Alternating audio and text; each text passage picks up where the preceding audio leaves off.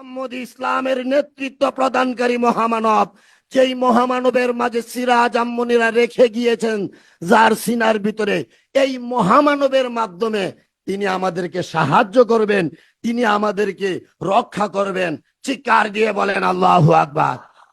আর এই মহামানবের মাধ্যমে আমাদেরকে পাকড়াও করবেন। সুতরাং ওলি আল্লাহগণের রওজা জিয়ারত অত্যন্ত ফজিলতপূর্ণ এবং বরকতময়। মা ফাতেমা রাদিয়াল্লাহু তাআলা আনহা রাসূল পাক সাল্লাল্লাহু আলাইহি সাল্লামের কে যখন রওজায় শায়িত করেছেন, তখন আল্লাহর নবীর কবর রওজা শরীফের মাটি তার চেহারার মধ্যে মেখে বলতেছেন, মুহাম্মদের রওজার মাটি যে শুকিবে একবার, জীবনে প্রয়োজন নেই তার দামি সুগন্ধি মাখার। আল্লাহু আকবার বলেন। সুতরাং এই ওলি আল্লাহদের রওজা শরীফ, মাজার শরীফ, দরগা শরীফ আমাদেরকে রক্ষা করতে হবে, আমাদের গোলামদেরকে।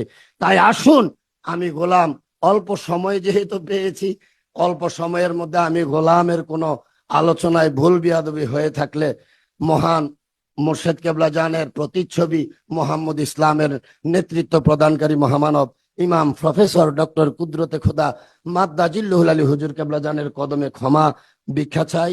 আমিন।